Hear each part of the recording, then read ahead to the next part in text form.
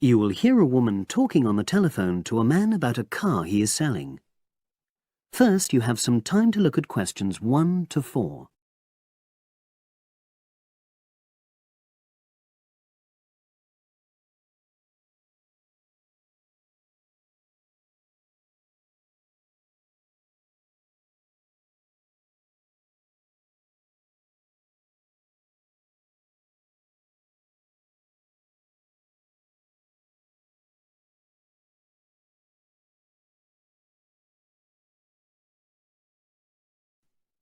Now we shall begin. You should answer the questions as you listen, because you will not hear the recording a second time. Listen carefully and answer questions 1 to 4.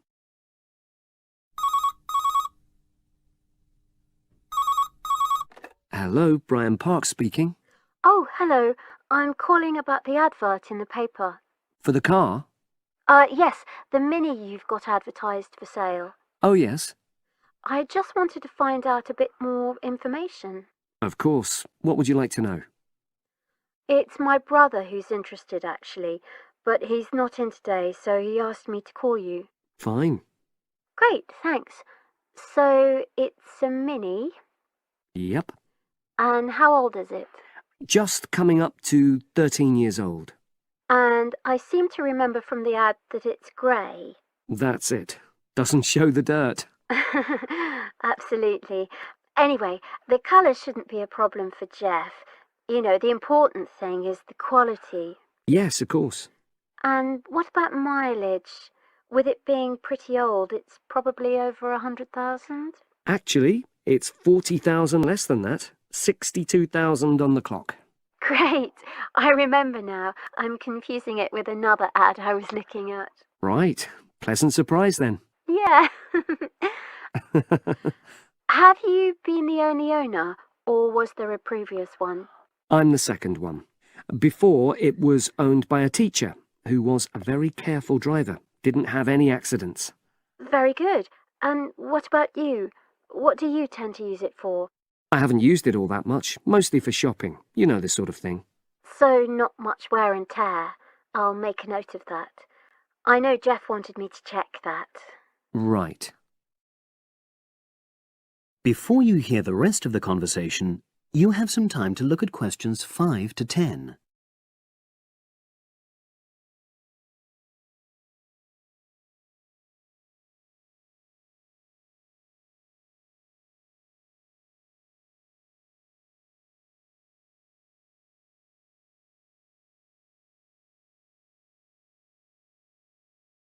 Now listen and answer questions 5 to 10.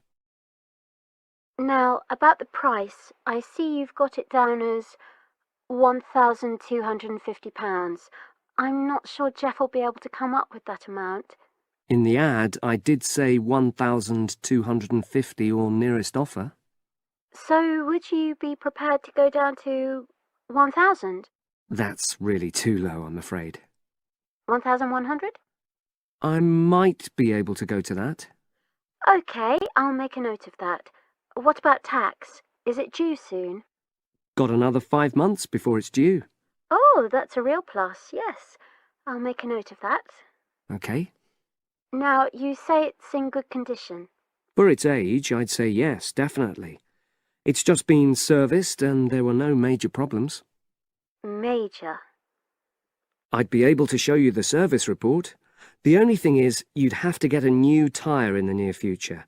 Though it's still okay, you know. It's certainly absolutely safe at the moment. Okay, fair enough. Yes, I understand.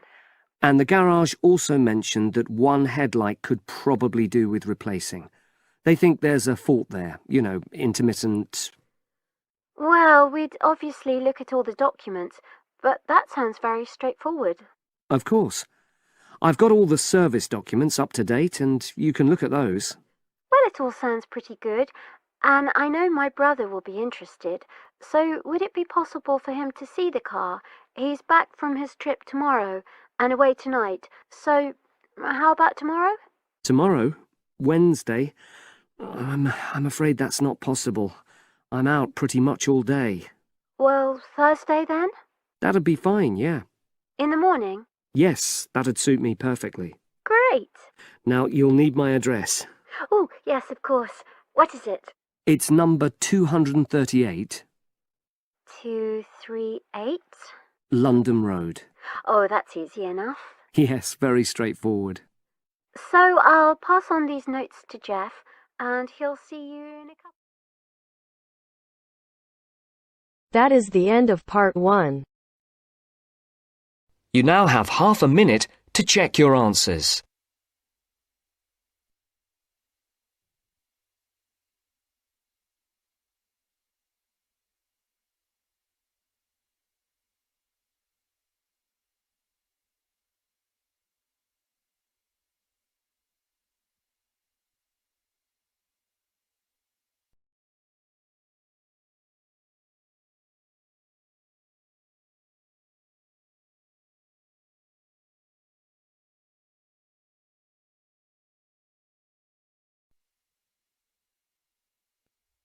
Now turns to part 2. Part 2. You'll hear a tutor and 2 students discussing modern European writers. First, you have some time to look at questions 11 to 16.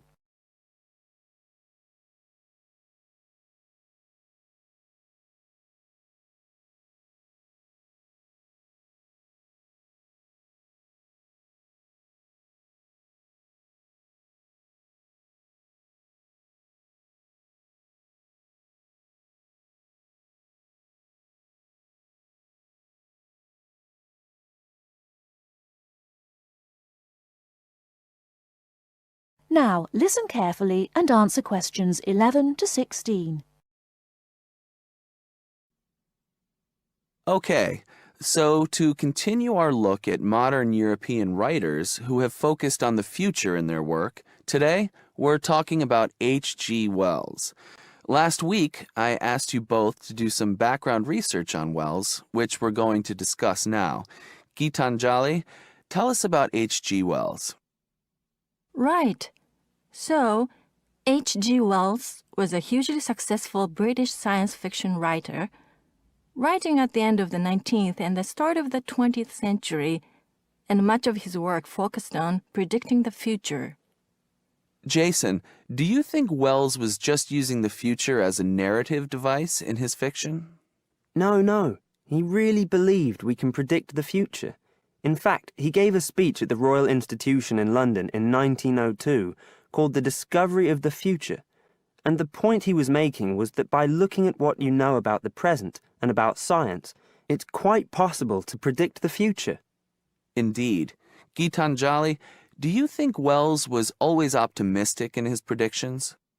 Not at all. In fact, he varied in his predictions from being extremely pessimistic about the future to being optimistic. Interestingly, one theory I read links the attitude in Wells's work to his own health. When he was writing The Time Machine, which was published in 1895, he'd just been diagnosed with an incurable fatal disease. Not surprisingly, the book is very pessimistic, being about a dystopia in the future, a long time in the future, the year 802-701 in fact, where there are 2 races on Earth, the Morlocks and the Eloi, and the Morlocks actually eat the Eloi. I thought it was interesting, though, that it was H.G. Wells who actually came up with the phrase time machine, so despite being pessimistic, the work has had a lasting effect on our culture. Right. After The Time Machine, though, H.G. Wells didn't die, of course, and his recovery might be why he began to be a bit more optimistic about the future. So that brings us to his first utopia, Anticipations. Jason, tell us about that. Well, Anticipations, or to give it its full title, Anticipations of the Reaction of the Mechanical and Scientific Progress upon Human Life and Scientific Thought, was published in 1901 and was set in the New Republic of the year 2000. Some of the things Wells predicts are fairly close to our reality today, including 24-hour news, global telecommunications, and even a European Union. We'll come back to the accuracy of Wells's predictions a little later. Gitanjali, how was Wells's work received at the time? Well, although Wells was extremely successful, not everyone respected his work or his predictions. Another well-known science fiction writer, Jules Verne, viciously attacked him for works such as The First Man in the Moon, which Verne argued weren't rooted in scientific fact at all. That's right. Now, Wells wrote a number of other utopian visions of the future. Jason?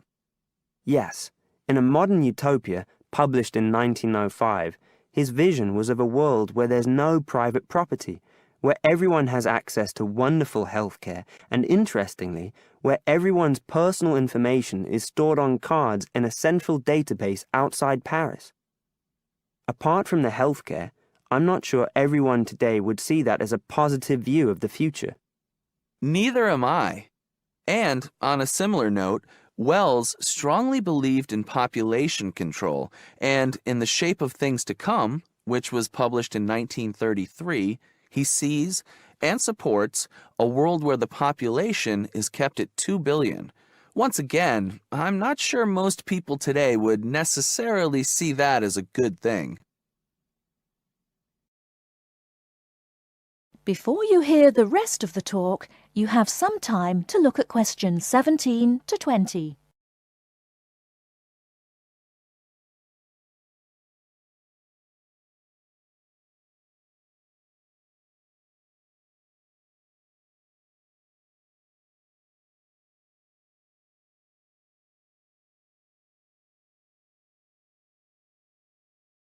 Now listen and answer questions 17 to 20.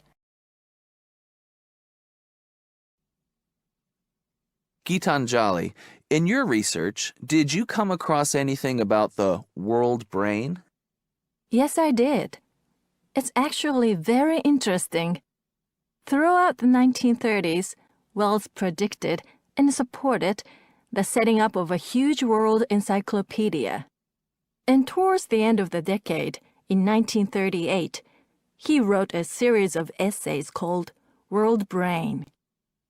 In these essays, he called for the world to make use of modern technology to create an enormous global encyclopedia so that all our knowledge is available to all people, not just an educated elite. Wells envisioned this as probably being on microfilm. He thought it would allow anyone, anywhere in the world, to look at any book or any document. He also thought it would be created by everyone, once again, not just by an elite. Yes, and as you can imagine, many people today say that the internet has basically fulfilled his prediction. Of course, it doesn't use microfilm, but essentially, it does meet all Wells's main requirements.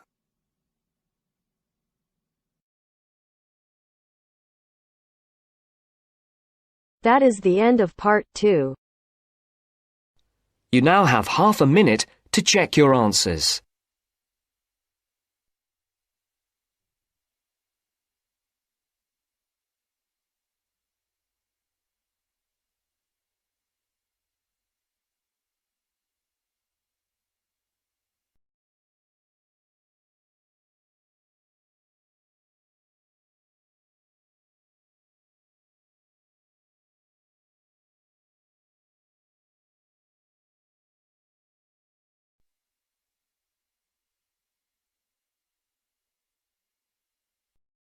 Now turns to part 3.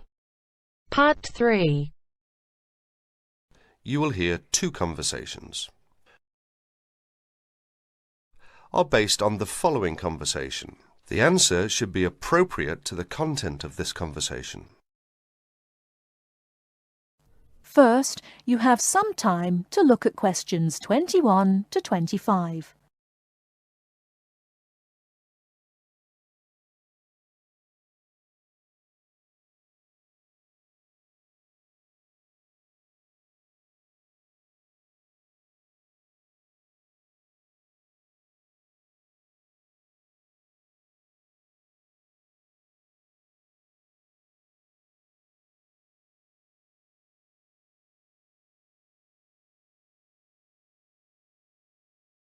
Now listen carefully and answer questions 21 to 25. Oh, hi Dave. Long time no see. Hi, Maria. I just settled down.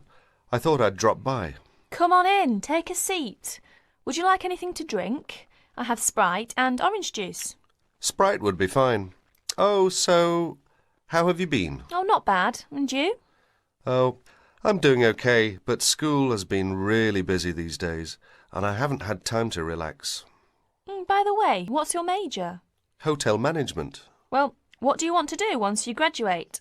I haven't decided for sure, but I think I'd like to work for a hotel or travel agency in this area. How about you? Well, when I first started college, I wanted to major in French, but I realised I might have a hard time finding a job using the language, so I changed my major to computer science. With the right skills, landing a job in the computer industry shouldn't be too difficult. So, do you have a part-time job to support yourself through school? Well, fortunately for me, I received a 4-year academic scholarship that pays for all of my tuition and books. Wow, that's great. Yeah, how about you? Are you working your way through school? Yeah, I work 3 times a week at a restaurant near campus. Oh, what do you do there? I'm a cook. How do you like your job? It's okay. The other workers are friendly and the pay isn't bad.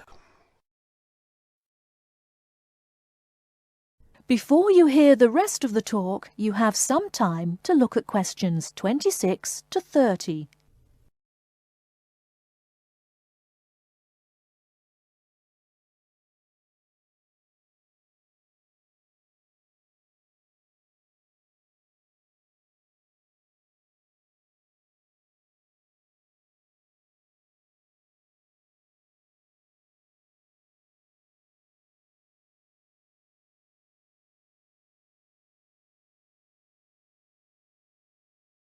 Now listen and answer questions 26 to 30.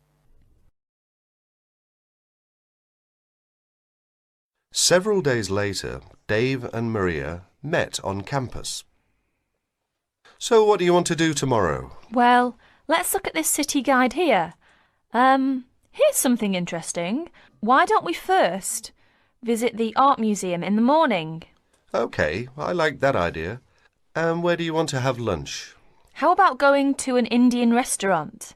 The guide recommends one downtown, a few blocks from the museum. Now that sounds great. After that, what do you think about visiting the zoo? Well, it says here that there are some very unique animals not found anywhere else. Well, to tell the truth, I'm not really interested in going there. Yeah, why don't we go shopping instead? There are supposed to be some really nice places to pick up souvenirs. No, I don't think that's a good idea. We only have a few traveller's checks left, and I only have $50 left in cash. No problem. We can use your credit card to pay for my clothes. Oh no, I remember the last time you used my credit card for your purchases. Oh well, let's take the subway down to the seashore and walk along the beach. Now that sounds like a wonderful plan. That is the end of part 3. You now have half a minute to check your answers.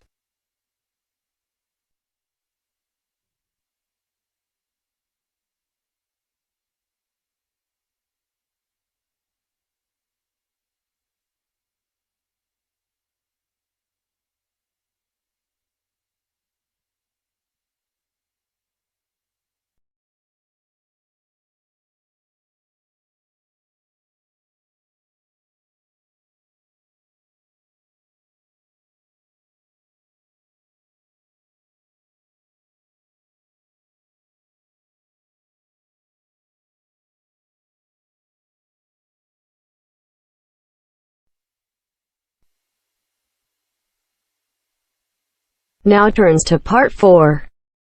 Part 4. Hear an extract from a talk given by a lecturer from Management Department of a university on the topic Job Satisfaction. First, you have some time to look at questions 31 to 40.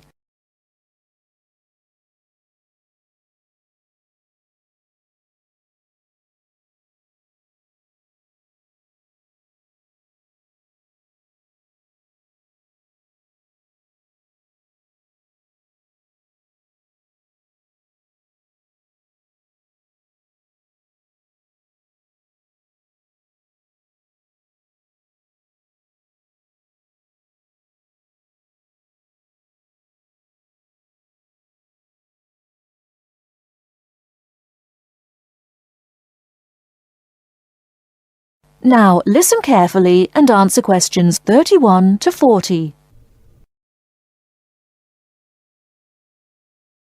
Job satisfaction is how happy an individual is with his or her job. Scholars and human resource professionals generally make a distinction between affective job satisfaction and cognitive job satisfaction. Affective job satisfaction is the overall extent of pleasurable emotional feelings individuals have about their jobs and is different from cognitive job satisfaction, which is the extent of individual satisfaction with particular facets of their jobs such as pay, pension, arrangements, working hours, and numerous other aspects of their jobs. At its most general level of conceptualization, job satisfaction is simply how content an individual is with his or her job. Affective job satisfaction is usually defined as a one-dimensional, subjective construct representing an overall emotional feeling individuals have about their job as a whole. Hence, affective job satisfaction for individuals reflects the degree of pleasure or happiness their job in general induces. Cognitive job satisfaction is usually defined as being a more objective and logical evaluation of various facets of a job. As such, cognitive job satisfaction can be one-dimensional if it comprises evaluation of just one aspect of a job, such as pay or maternity leave, or multidimensional if two or more facets of a job are simultaneously evaluated. Environmental factors. One of the most significant aspects of an individual's work in a modern organization concerns the management of communication demands that he or she encounters on the job. Demands can be characterized as a communication load. Individuals in an organization can experience communication overload and communication underload, which can affect their level of job satisfaction. Communication overload can occur when an individual receives loads of message in a short period of time, which can result in unprocessed information, or when an individual faces more complex messages that are more difficult to process. Due to this process, given an individual's style of work and motivation to complete a task, when more inputs exist than outputs, the individual perceives a condition of overload which can be positively or negatively related to job satisfaction. In comparison, communication underload can occur when messages or inputs are sent below the individual's ability to process them.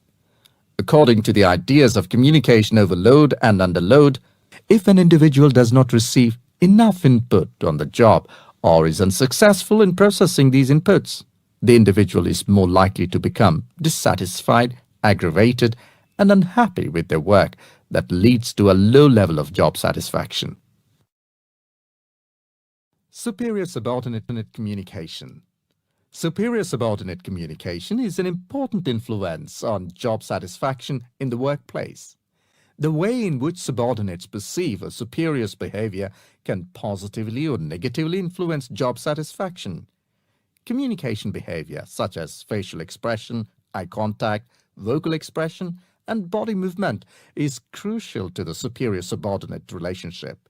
Nonverbal messages play a central role in interpersonal interactions with respect to impression formation, deception, attraction, social influence, and emotional bonding. Individuals who dislike and think negatively about their supervisor are less willing to communicate or have motivation to work, whereas individuals who like and think positively of their supervisor are more likely to communicate and are satisfied with their job and work environment. A supervisor who uses nonverbal immediacy, friendliness, and open communication lines is more likely to receive positive feedback and high job satisfaction from a subordinate. Strategic employee recognition. Employee recognition is not only about gifts and points. It's about changing the corporate culture in order to meet goals and initiatives, and most importantly, to connect employees to the company's core values and beliefs. Strategic employee recognition is seen as the most important program, not only to improve employee retention and motivation, but also to positively influence the financial situation. The vast majority of companies want to be innovative, coming up with new products, business models, and better ways of doing things. However, innovation is not so easy to achieve. A CEO cannot just order it and so it will be achieved. You have to carefully manage an organization so that over time, innovations will emerge. Individual factors. Mood and emotions form the effective element of job satisfaction. Moods tend to be long-lasting, but often weaker states of uncertain origins, while emotions are often more intense, short-lived, and have a clear object or cause. Positive and negative emotions were also found to be significantly related to overall job satisfaction. It was found that suppression of unpleasant emotions decreases job satisfaction, and the amplification of pleasant emotions increases job satisfaction. There are two personality factors related to job satisfaction: alienation and locus of control. Employees who have an internal locus of control and feel less alienated are more likely to experience job satisfaction, job involvement, and organizational commitment. The characteristics like high self-esteem, self-efficacy, and low neuroticism are also related to job satisfaction.